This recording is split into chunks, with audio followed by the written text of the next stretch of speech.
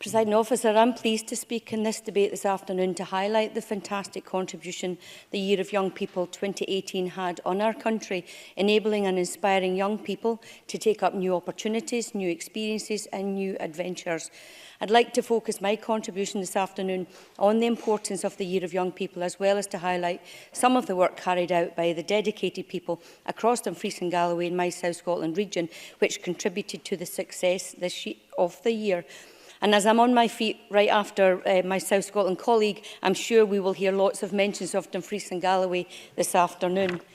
Presiding Officer, I echo Jenny Gilruth's comments that the Year of Young People 2018 allowed Scotland to be the first country in the world to dedicate a whole year specifically to our young people. It was also the first themed year where people were recognised as one of Scotland's greatest assets, adding to our already established reputation of being a world-leading, inclusive and fair country. As members will be aware, the Year of Young People 2018 was underpinned by 6 key themes: participation, education, health and well-being, equality and discrimination, enterprise and regeneration and culture. And most of the events during the year aligned closely with these 6 key themes.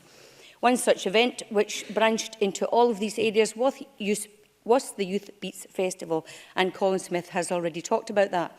It was part of the official Year of Young People's events programme, and it was launched by the First Minister, and I was happy to attend and witness the First Minister's launch at the Oasis Youth Centre in Dumfries on the 13th of November 2017, just ahead of the Year of Young People.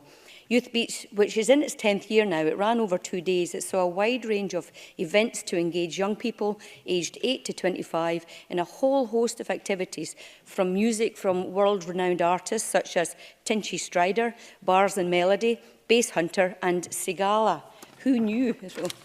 Arts and crafts were also presented, and workshops and engagement sessions to raise awareness of important issues affecting young people, such as sexual health, support against bullying, there's a service for that, and LGBT support groups.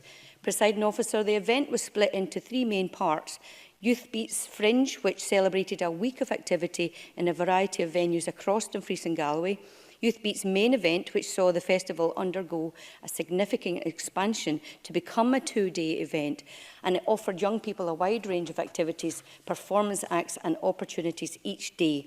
And the Tune, which has already been mentioned, was a hard-hitting interactive theatrical production designed and delivered by the young people, which addresses key issues faced by young people in Scotland every day.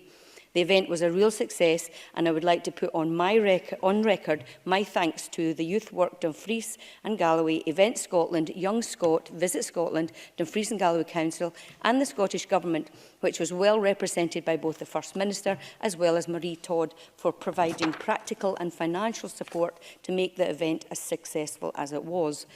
Another event across Dumfries and Galloway was the Amaze Me Leader programme. The Amaze Me Leader, which was an exciting adventure experience for young people aged 18 to 29, brought together youth from all over Scotland and Europe to Dumfries and Galloway for a week during August 2018. Amaze Me Leader allowed young people to explore living in a rural context and the challenges associated with this. The event was delivered by Sleeping Giants, managed by Debs McDowell and Nicola Hill. Community CIC on behalf of Dumfries and Galloway Leader, which is the main EU funding programme supporting rural communities across Scotland.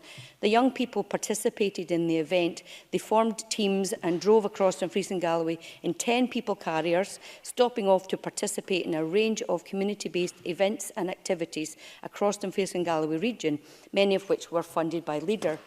And I also thank my colleague Bruce Crawford MSP for sponsoring a parliamentary reception just last week to raise awareness of the importance of EU Leader programme. Presiding Officer, while the Year of Young People was a huge success and we should be paying tribute to everyone involved, we do have to recognise that proportions of the funding for many of the events, such as Amaze Me Leader that I've just mentioned, comes from the European Union. And Joanne Lamont mentioned continuing funding. So leaving the EU will have a huge impact on children and young people, and they will have to live with the consequences of this decision for much longer than many of us sitting in this chamber. And I remind Chamber that Scotland voted overwhelmingly to remain a member of the EU, and the majority voted to remain in every single local authority area across our country. And the vote to remain is even stronger among younger people, with YouGov polling showing 71% of 18 to 24-year-olds voted to remain in the EU referendum. And I'm aware, and indeed I welcome, that the Scottish Government is committed to ensuring that the voices and concerns of children and young people are heard. Children and young people have the biggest stake in the future relations with the EU, and we must do all we can to protect what matters to them. Presiding Officer, in conclusion, I'd like to again reiterate the success of this trailblazing Year of Young People, and I'd love to see this legacy continue and have a positive impact on both people across the South Scotland region as well as the whole of Scotland. And I'd like to ask the Scottish Government to continue to protect Scotland in any way it can from any harmful impacts of Brexit to our society, our economy, and most importantly, to protect our young people and support a positive legacy. Presiding Officer, I support the Government's motion today.